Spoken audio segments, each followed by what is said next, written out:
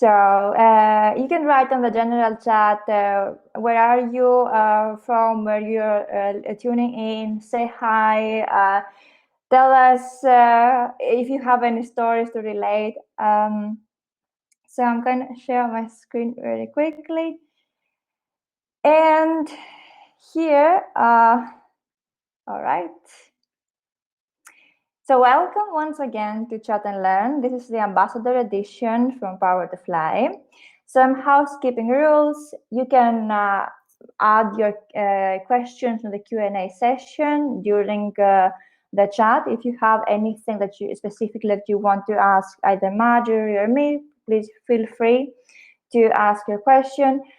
Send me a DM if think privately and you would like to remain anonymous. Notice that this is a recorded event. We are going to record this, so we can send you the event afterwards for rewatch. What I'm always trying to say, feel free to participate, come off mute, come in on a camera. Let's have a conversation. We are a community after all, and this chat is also about community and inclusion. With that being said, hi everybody, I'm Linda. For those who don't know me, apart from being a passionate minimalist and working in community management field, I am also an ambassador, Power to Fly, and I'm coordinating and monitoring these virtual chats. And I'm here for the reason of to grow the community of Power to Fly, but also to meet new people and engage with you as well. Today, I'm lucky enough to have Marjorie as a guest, and I would like you, Marjorie, if you would like to share some things about you as well. Yes, hi. Hello, everyone. Thank you for having me today, Linda. As Linda said, my name is Marjorie Anderson. I am the founder of Community by Association, which is an organization committed to the advancement of community professionals and associations and nonprofits, as well as the education of organizational leaders as it pertains to communities in those spaces. I am also the product manager for community at an organization called Project Management Institute based out of the US. We are a not-for-profit membership association shaping the future of project management. So I've been in community management for 8 years, working in the association sector for 13 years, and I'm really very passionate about online communities and the power that they harness to not only achieve organizational goals, but to help those who engage in those spaces meet their goals as well. So very excited to be talking with you all today. Awesome. So thank you so much. I'm just going to stop sharing my screen. And I'm going to welcome everybody once again. Hi, Monica. Hi, Carly. Marjorie, if you would like to start, on your ideas of how to achieve inclusion and belonging in the communities, and then we can start this conversation. Yeah, thanks, Linda. So this is definitely a complex conversation to have because I think that community organizers inherently feel like what they're doing and the initiatives that they're driving forward and the community they're building is just automatically inclusive and belonging, right? And creates a sense of belonging, right? Because that's what community is meant to do. But I think that when we really take a step back and figure out what that actually means, like, are we including people who, in the conversations around our communities, how we build them, the experiences that they provide? Are we including I won't say the right, but are we including the voices that need to be included in those conversations? And are we helping people feel like they belong in this space? I've been in situations where I've joined communities and I know for a fact that, hey, this is the place that I need to be, but it always felt like my voice was drowned out. It felt like I didn't have a space to be able to lend my expertise or to help someone. And I think that's something that we have to be very, very conscious about as community builders, is really being able to identify what inclusion and belonging really means and be honest about whether or not we're actually doing it, right? So, do we really understand what being an inclusive community means? Which, by the way, it doesn't mean that you need to invite everyone into your community. Your community is built for a specific audience, and the people who need to be there in order to get the value out of your community will be there. So, it's not that you're building for everyone, but for the people who are coming, do they feel like they're included and do they feel like they belong? And if you can't definitively say that you are creating that culture within your community, whether that be online or whether that be in person, then you really need to figure out where the gaps are and how to close them.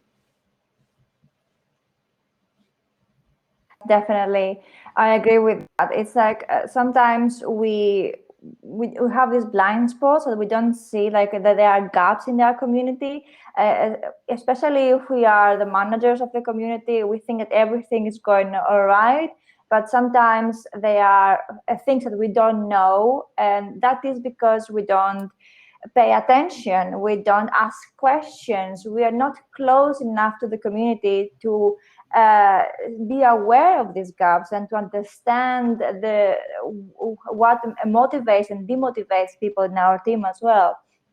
So what would you suggest, like if a team has these problems in the community, the team members feel not included, they feel detached from their team, they feel like they're outsiders and nobody basically listens to them or understands them, what would you suggest to the team leaders to act, how they will act? So I think the first thing that I would say is that team leaders really need to be keyed into how people are feeling. And I think that the mistake that we make holistically is thinking that people will come to us and tell us when there's a problem. And that's not always the case. I won't say 9 times out of 10 because that's a large statistic, but lots of times people will just carry what they're feeling until they find somewhere else where they can be productive and where they can feel valued, and then they're out the door.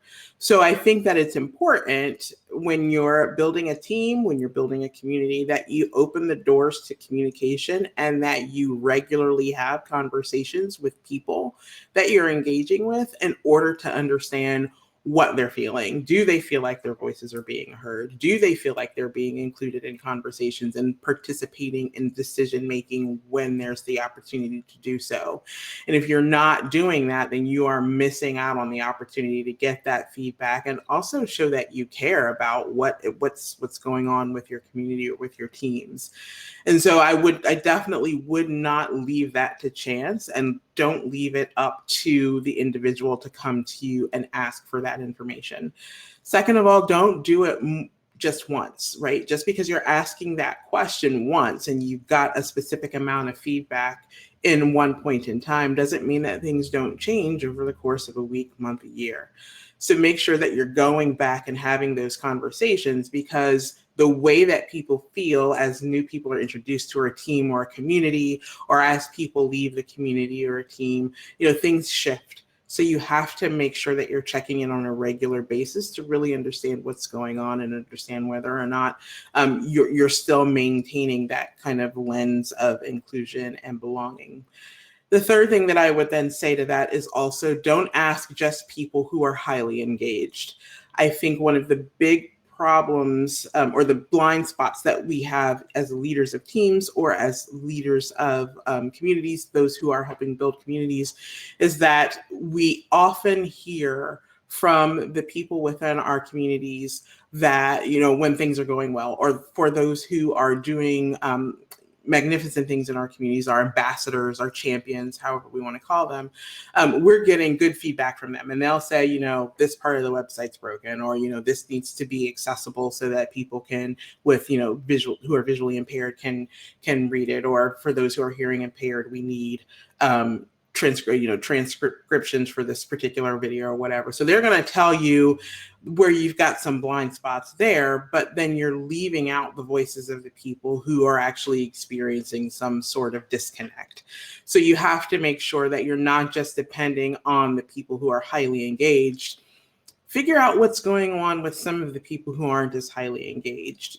For instance, if you've got someone who's a part of your community or your team who you thought at the outset would be someone who would be highly engaged and who would be participating regularly, but you're finding they're not, reach out to them and figure out why that is. Get their opinion, get their voice, and understand where that disconnect is so that you can make the appropriate changes.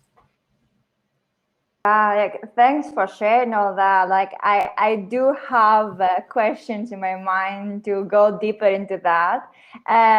Please, everybody in the chat, if you have also questions, feel free to post them on the chat box, and we're gonna read them, and Marjorie can answer them, or you can ask Marjorie yourself, and we can have this conversation all together in this panel. So Marjorie, based on what you said, about the communication, I was thinking nowadays that we're kind of globally detached and isolated, especially during this time that we are not in a physical place altogether. So, the communication is not always verbal, it's non-verbal, it's facial expression, it's a tone of voice. There are many gaps in the companies that they work remotely, that they can't be on top of their teams, and they can't understand their teams because it's also the load of work, and all the people work asynchronously in different time zones. How can we achieve this inclusion and belonging when we all work separately, different time zones, and we've never met each other physically? Yeah, it absolutely has to be intentional, right? So I don't think that physical proximity should be a barrier to open communication and understanding. And, we have all of these wonderful tools that are built out nowadays. We've got Zoom, we've got Google Meet, we've got tons of different ways, just picking up the phone and having a conversation with someone. There's tons of different ways for people to be able to connect with one another and have a conversation. So it is up to us to be intentional about making sure that those connections happen, whether you're scheduling one-on-ones, whether you're sending a chat in Teams and say, hey, do you have 5 minutes to just chat? I just want to check in with you and see how you're doing and see how you're feeling about things. And it feels squishy sometimes. It can feel squishy sometimes to leaders who are, maybe that doesn't necessarily come as natural.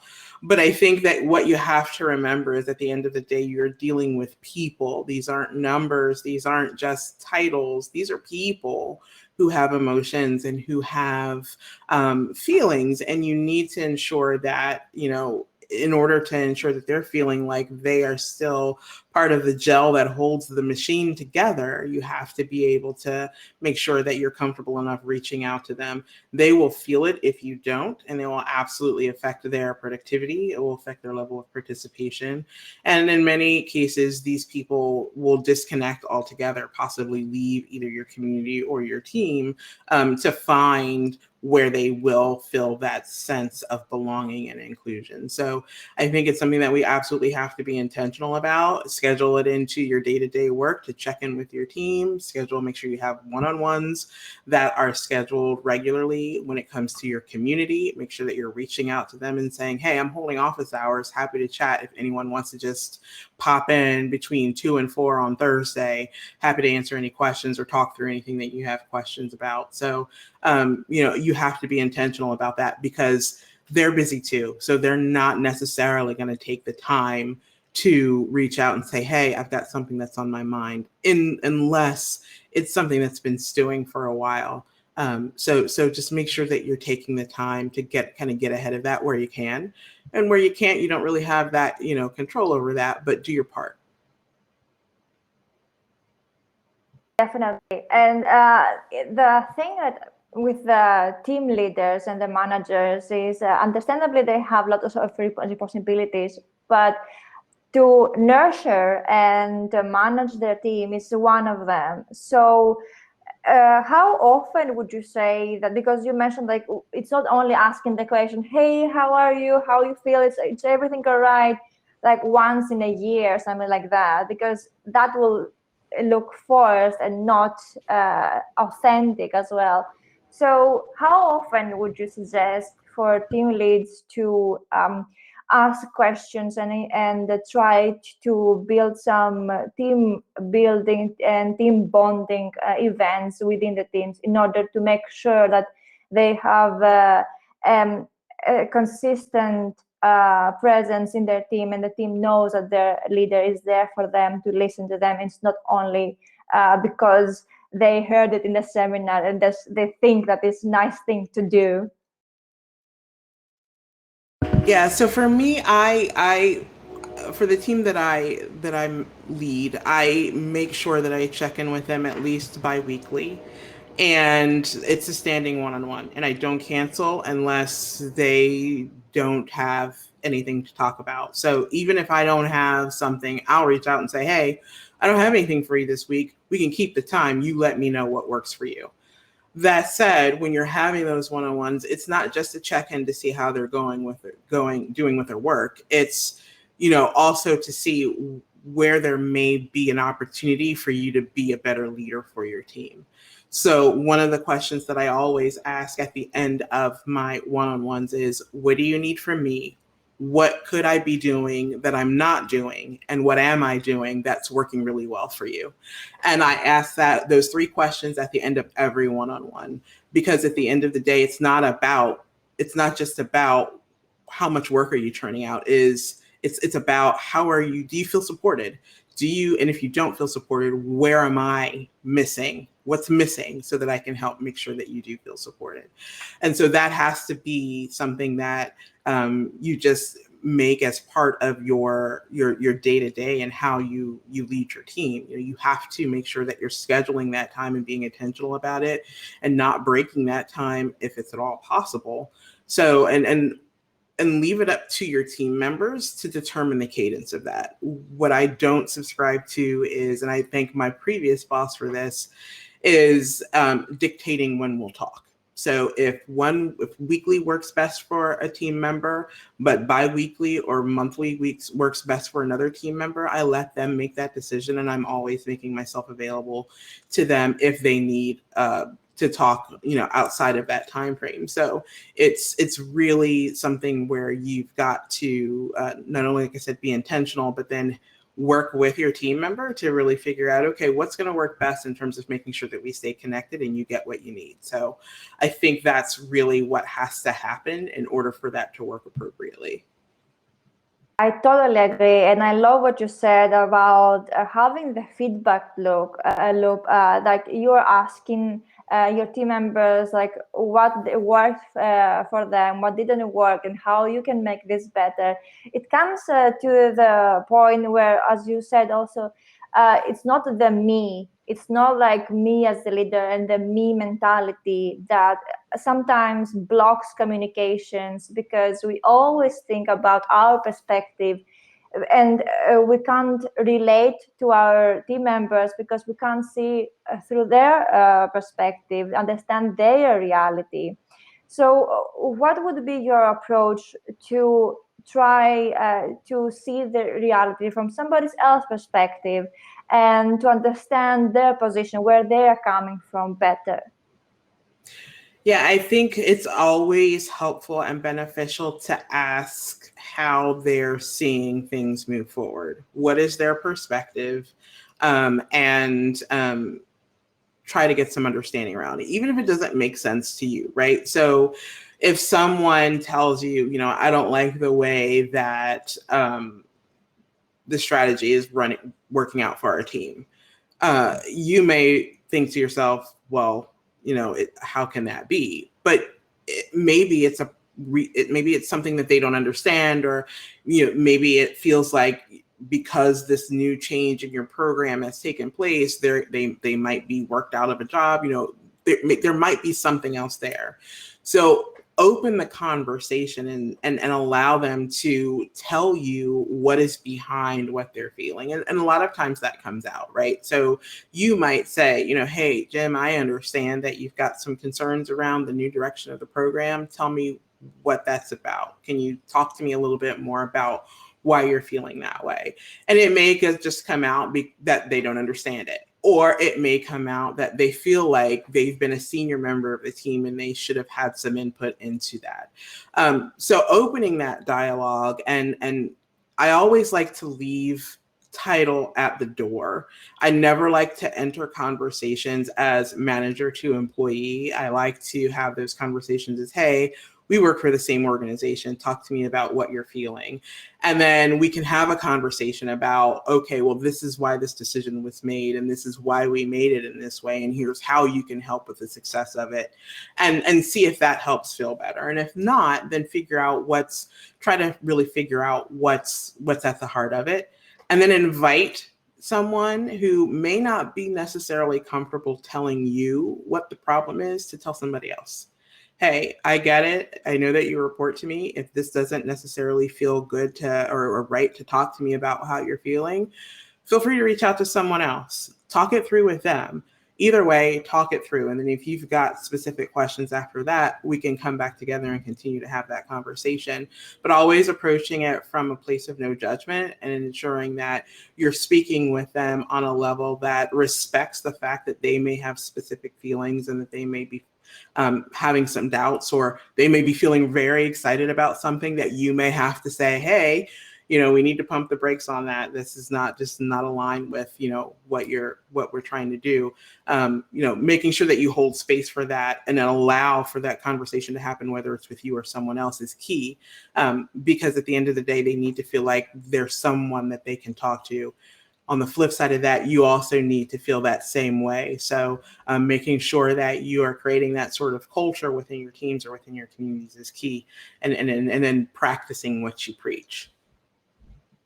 Actually, that is a very good point over there, because sometimes we are intimidated by all these titles and we can't speak openly because we say, oh, but she or he is my manager. I can't speak freely. What if I lose my job? What if they stop giving me projects after this? And that is a fear over there. I think that the bigger the title, the more the fear that creates to the team members. And I know stories, and I also experienced them. Like, I was feeling intimidated to speak to my manager about some issues, and that led to have a huge gap into our communication and not be able to work together harmoniously, because she didn't know my side. I couldn't communicate what I really wanted to say to her, and that created a huge miscommunication. And with that, we have a question from Chandra. I hope I pronounce your name right. If not, please feel free to correct me. She says, can you speak to how teams create their own inclusion and belonging outside of the leadership connection? We may have co-workers who do not feel included for various reasons.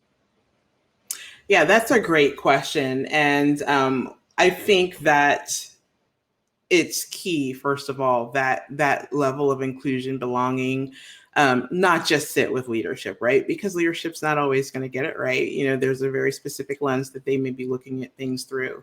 So I think that it's also helpful to encourage your team to talk to one another, right? I think that there are probably some boundaries that you have to make sure that you set because what can end up happening is that you have someone on your team who may be feeling a very specific way about something, and they may use someone else on the team as a sounding board all the time, which can affect their productivity, which can affect their ability to get work done, which can affect their personal motivation for getting work done as well. So, but I think by and large, saying, hey, you're a team, lean on one another. Please make sure that you are there for one another. And, if you've got a question about something, it's okay, saying that it's okay to vent to one another and express your concerns and opinions to one another, I think is healthy, because at the end of the day,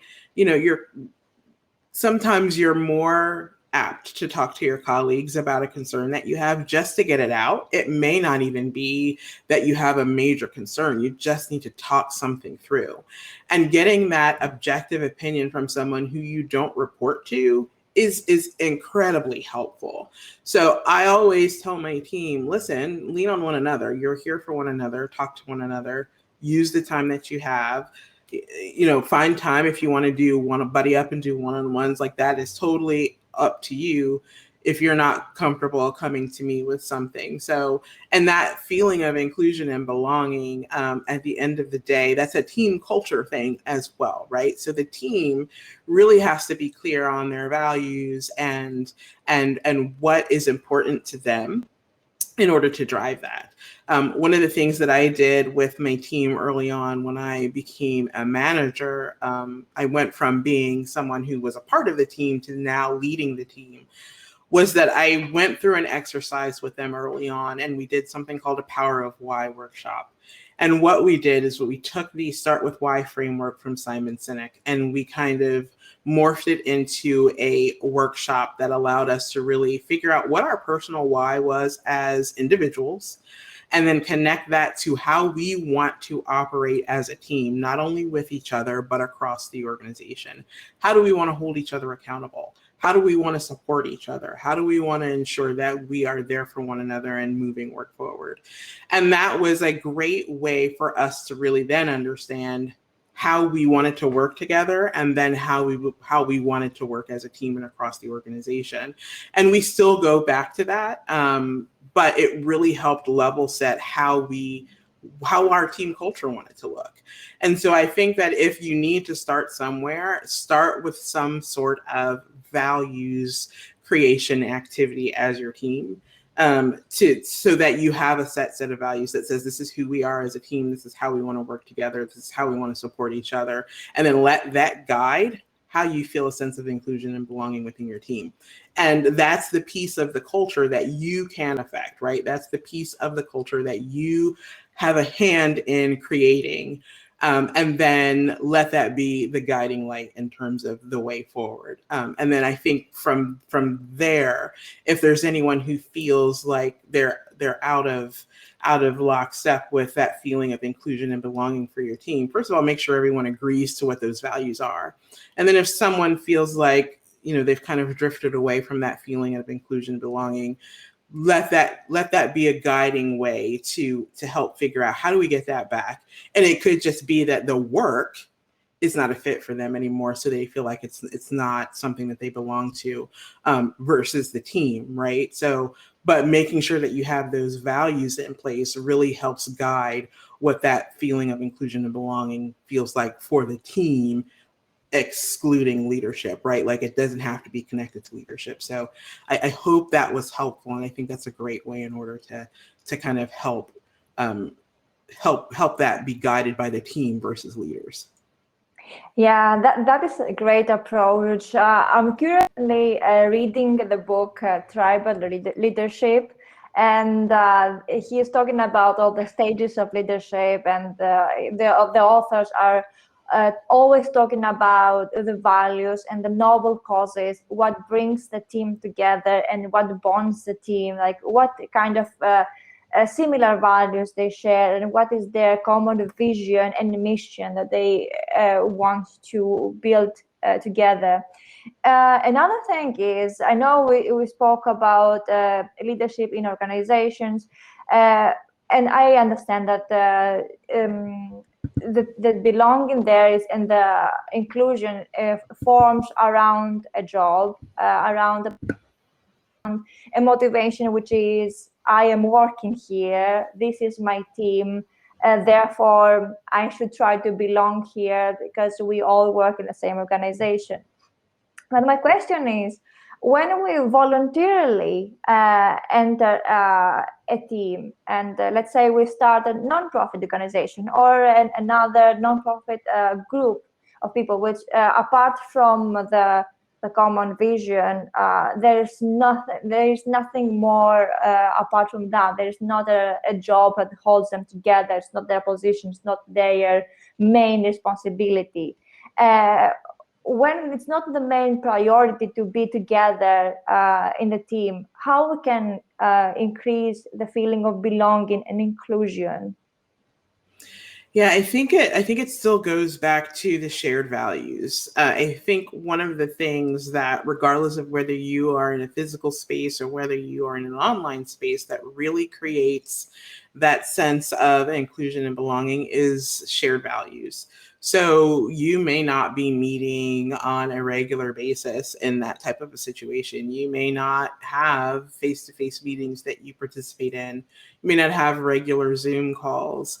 But at the end of the day, if you still have values, personal values that you share as a team, that is incredibly important in ensuring a sense of inclusion and belonging, because then you are personally tied not only to the mission of the work that you're doing, but the people you are working with to move that mission forward share the same values as you. So there is a level of understanding around what behaviors are acceptable. There is a level of understanding around how you will communicate. There is a level of understanding around who will be involved in what conversations and how you'll make decisions. So those shared values do more than just say, this is who we are as a group. It also says, this is the standard by which we will operate, and anything less than will not be tolerated or accepted, right? So it really helps tie you together and helps set the stage for how things will move forward, even if the only thing that's bringing you together is the mission. And so that then helps you find the people who share those same values and can help you move that work forward. So I will always take it back to shared values. It's a very core, it's a core part of how you bring communities together and how you bring teams together. And so if you're missing that, I highly urge you to go back, figure out what those shared values are, and then move forward from there. I totally agree with that. Totally agree. Before I move to my next question, I would like, if anybody else has anything to ask Marjorie, or any concerns, like for your own communities, if you want to learn more about inclusion and how to achieve belonging in your own communities, feel free to ask us on the Q&A session. We are here to answer all of your questions. And well, what I was thinking is, now, like, we have like communities in a bigger scale. Like, of course, we have our internal communities, people that we communicate every day, people that we exchange messages every day. But how we increase the feeling of belonging and inclusion when we are speaking with our social media communities, people who we spoke only once, or we actually don't know them at all, and we want to increase the feeling of belonging and inclusion in the bigger scale? Yeah, so that's a great question. And there's someone in my network by the name of Patrick O'Keefe, and I heard him say this once before, and as it pertains to social media and online community. And I don't know where he got this quote from. It might be his very own quote, but it's something that's stuck with me to this day. And the quote is, social media is about me, communities are about we, right? So when we're thinking about how we create those connections that are meaningful and what building community really looks like, it is less about me as an individual. So for instance, even if you're on social media and you get on social media and you're like, hey, I'm doing this thing, maybe changing the message to say, hey, there's an event happening that will help you do X, Y, and Z. Yes, I'm going to be a part of it, but would really love to see you there as part of the conversation and participating in that conversation. Being able to do that and think outside of yourself is a huge win for really building community, even if you don't interact with people on a day-to-day basis. Because just because you don't interact with them regularly doesn't mean that the connection that you have can't be nurtured and can't be cultivated. It won't always be everyone that you're connected to where you'll have this opportunity, but for those who, again, share the same values, who are, find the same meaning in the things that you're doing, this is a prime opportunity for you to be able to help them feel included and help them feel like they belong. Now, again, this isn't something that you need to do for everyone in your network, but creating that culture and that feeling of, hey, I want to include those where it makes sense, in activities and in events and things that are meaningful for them. And I want to make sure that they feel like they've got a place to voice their opinion or to share their knowledge. That's huge. So, if you're holding an event or if you are, something big is happening for you, find ways to include others in that conversation where it makes sense. I think, again, that's just the key thing to remember, is that it's not always about the individual. Sometimes there are opportunities to elevate the collective, and we should be taking those opportunities to do so. I am so inspired this moment by what you said, because that is the main key of social media. Unfortunately, it makes us focus only in ourselves and how we project ourselves and what we are doing and how we are doing that thing. But the thing is, people who are following us on social media are following us because it's their choice. We don't force them to do so. So we have to celebrate that, and we have to be grateful because these people choose to follow us and not somebody else. And instead of focusing all the attention in what we are doing and what we are launching and how we're doing it, I totally agree to go to the mentality what we are actually offering to the people who are following us, because they are following us for a reason, not only because they want to see all the great things that we achieve, but they also want to see how can they be part of that greatness, and how can they find value in what we are doing.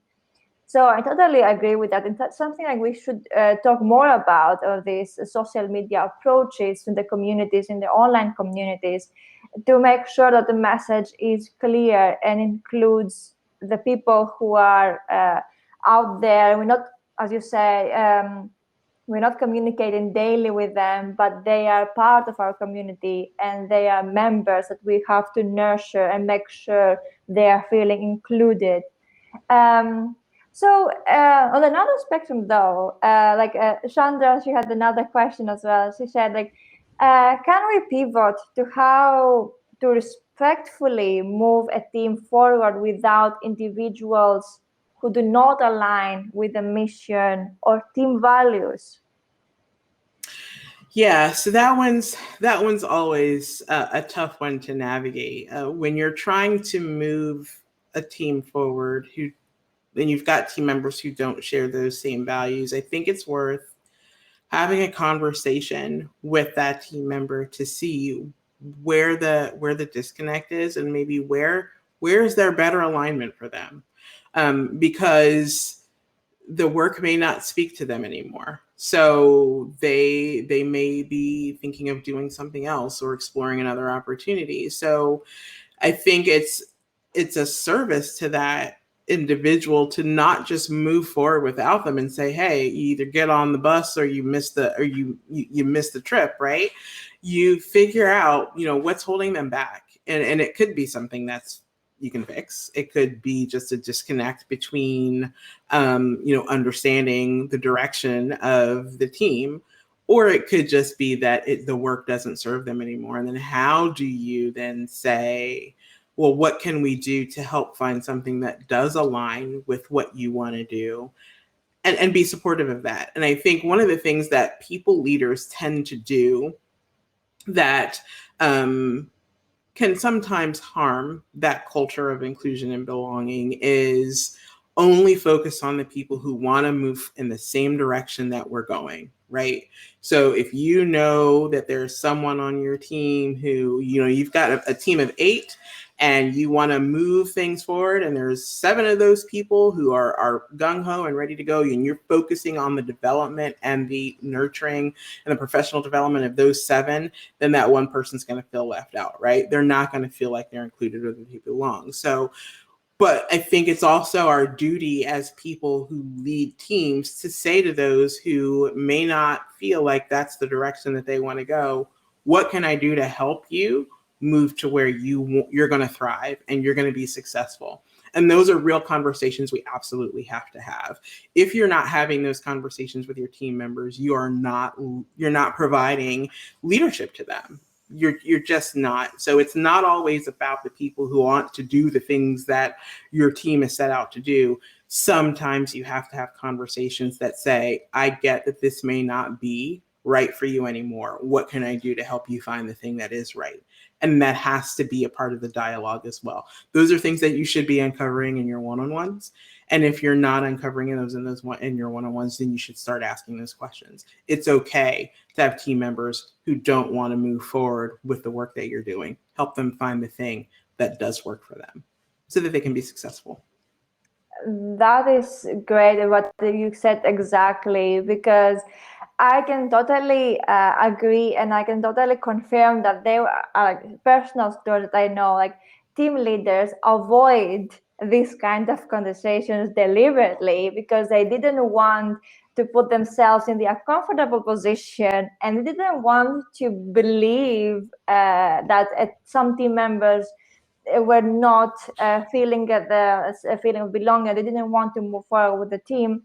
So what happened is they lost valuable team members. People basically quit their jobs because nobody actually had that honest conversation, as you said, because nobody actually showed that, hey, okay, I can see things are not going well. Let's talk this out, instead of just covering the entire thing by moving forward and not taking into account that some people are not on board with the next steps of the company, the organization, and they don't feel like they want to do this kind of things, or they didn't sign up for this kind of responsibilities, and they don't feel anymore that they have a voice in the team.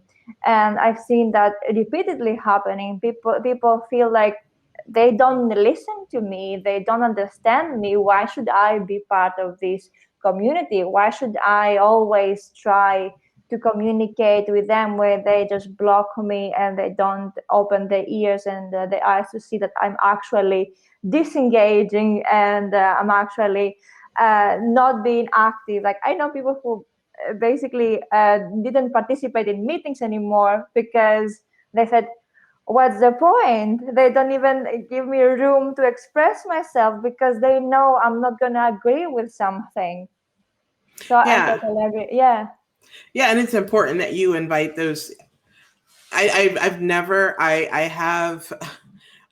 trusted a leader who only elevated the voices of people who agreed with them, because I think that there is so much growth in allowing a difference of opinion, and you might learn something, right? So, I never subscribed to stifling voices simply because they have a difference of opinion, or if something's not working for them.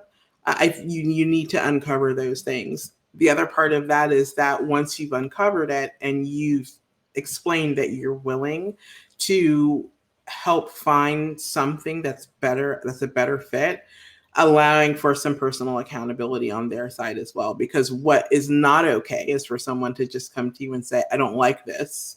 I don't want to do it anymore. And for you to then say, what can I do to help? And then you set up a plan, and then they just expect you to make magic happen so that they feel more engaged at work. That's not how that works. There also has to be some personal accountability on their side as well. It's a two-sided relationship. It's not only the one part doing the majority of the work and the other part just relying on someone executing this plan. On the other side, my next question is going to be about how we increase belonging and how we achieve inclusion to cross-functional cultures, like to multicultural companies where people in different cultures, they have different approaches to several things. That maybe like I don't have the same sense of humor with somebody else, like from a different culture, or we don't have the same communication style. But we still want people to feel connected and belonging, even if we come from different backgrounds and different cultures. Like how we can achieve that. Yeah, so I think the first thing is to be aware of what those different cultures and those different what those different groups need, especially if you're running a global team or a global organization where team norms are different. For instance, you may have someone who works in Dubai and their work week is Sunday through Thursday, not Monday through Friday. So don't schedule a meeting with them on Friday. Make sure that you schedule time with them when they're going to be working. Versus, trying to make them conform to a traditional North America work day of, Monday through Friday. Or if someone lives in an area of the world where between 12 and 2, no one's working, right? That's lunch. That's time for them to take for themselves, go home, be with their families, and then at 2 o'clock, they're back online. Allow for that to happen.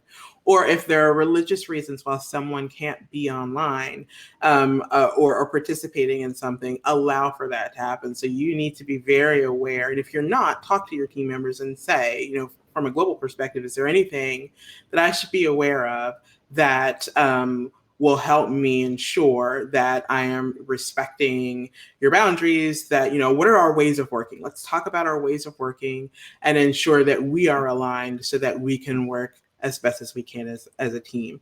And if you're having those ways of working conversations, then you uncover those things, and it really helps them feel like they're respected and that they're seen and that they don't feel like they are violating some weird company policy by observing things in their area of the world that everyone else is observing because they work for an organization that's US based or based in another part of the country. So, whatever that looks like, understand what those ways of working are, make sure that you are aligned in how you'll navigate them. And I think the rest will just be easy to do. And it may take some time initially for you to kind of fall into that alignment. You might forget, right? But at the end of the day, as long as you're reminding yourself that, this is how my team has to work because of the diversity that exists on it, in order for people to feel like they're included and that they belong, we have to make sure that we're making some adjustments so that we can ensure that everyone feels like they are treated as a fair team member. Exactly. We have to be more aware of everybody's background, like what are their working habits, because sometimes we have this tunnel vision and we think that because we function this way, then everybody else should function this way. And if they don't, something is wrong with them. Like it can't be us at any point. And I've seen this because I come from Greece, and Greek culture is different to other cultures I've met. I moved to Germany, I moved to Switzerland, I'm now in Croatia, and I can see like, wait a moment, because I'm Greek and I have this loudness and all this vibrancy, and I go when I talk and I touch people and I'm talking with my hands. Some people don't like that, and some people are more conservative, more to themselves, more private people. And I have to remind myself, respect their boundaries, respect their way of communication. Not everybody is like me, and that's a good thing. I wouldn't be very happy if everybody around me were like me. Sometimes I can't handle me. Um, so we have another question from Chandra, and she says, What recommendation do you have for new leaders in a new organizations?" I think one of the first things as a new leader in a new organization, if whether you have a team or not, is just to get to know the culture of the organization. Ask people, ask your colleagues, how do you feel about the culture here? What's your work-life balance like? Do you feel like you're able to speak up and make your opinion known? What are some roadblocks that you've encountered? What are some things that are working really well? So I think one of the first things that, people tend to say is learn the business, learn what your role is, learn how that, folds into the rest of the organization. But I think that it's also important for you to understand what the culture is like, because then that will help you understand how to navigate the politics within an organization, right? Because every organization, regardless of how inclusive and diverse they say they are, has its thing, right? So really understand from others, what does that look like? What have they encountered? Talk to people who are newer, talk to people who've been there for a very long time, and talk to leaders, talk to people who are individual contributors. Get the perspective of as many people as you can to really understand what the experience has been like working for that organization, where pain points are, things you might run into that you might have to be cognizant of.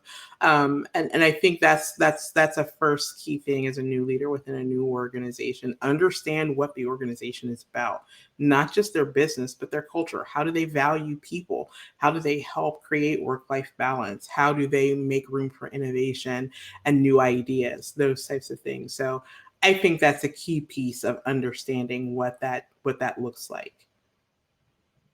I will also add to that what's exactly what you said, Marjorie. Also add being aware of the language that people are using. Like, what kind of language are they using? What kind of words are they using to describe things? Are they lots of I did this? Are they we did this? We achieved that? I believe it's so important to be aware what kind of language everybody uses in the organization, to give you the idea of what values they share, and what kind of, how do you say, every organization has its politics. It's inevitable. It's the way I think that things work. So I believe that how people communicate gives away what they believe in, and what values they share. I think we are almost in time, and we Shanda says thank you, and we thank you too that you were here. Everybody, actually, let me know if you have any other question. But if you don't have any other question, I think we have like 3 minutes left. So feel free either to come off mute or on camera, or ask any other question. Now is your chance. Marjorie is here for another 3 minutes too. But anyway, that was a lovely chat, Marjorie. I think I have a better idea now with the inclusion. Like, I haven't thought of what you said, like all the social media situation, that we are so focus centric, self-centric, and self-focused on social media, and also try to understand other people's culture, definitely, and try to have this conversation, as you said, like bi-weekly conversations, and ask questions, surveys. I would say maybe sometimes it's a good idea if people feel like they don't have the time to have calls, but everybody can find half an hour, 15 minutes, something like, to have a small chat about the things that are crucial in the organization, and that those things can make us better as a whole. And if I can use something for Aristotle, he said that the parts are never stronger than its whole. So when we're together, we are stronger. We achieve bigger things. We have better impact. We have better influence in other people. And history has shown that many times that in bigger communities, we have shaped the world as well. So I think I thank you so much, Marjorie, for today's chat. It was a pleasure, honestly. It was. Oh, we have a last question. Somebody's saying thank you. Okay, Ramzi. You see, sometimes Ramzi. Thank you. Not a problem. Thank you so much for being here today. And Marjorie, any last thing that you would like to share with us? Yeah, I would just say that whether you're building community or building your team, just make sure that you have those shared values in place. This really just tells people who join what your community or what your team finds important, and building that with people is incredibly important. It's not a top-down approach; it's a collaborative approach, and that's really going to help you figure out what your guiding principles are in every decision that you make. Exactly. We start with the core values. We start with these noble causes, and then we move on from there. So thank you so much, guys, for being here. Thank you, Marjorie. Have a great day today, and I'll see you to the next events. Thanks, everyone. Bye-bye. Bye.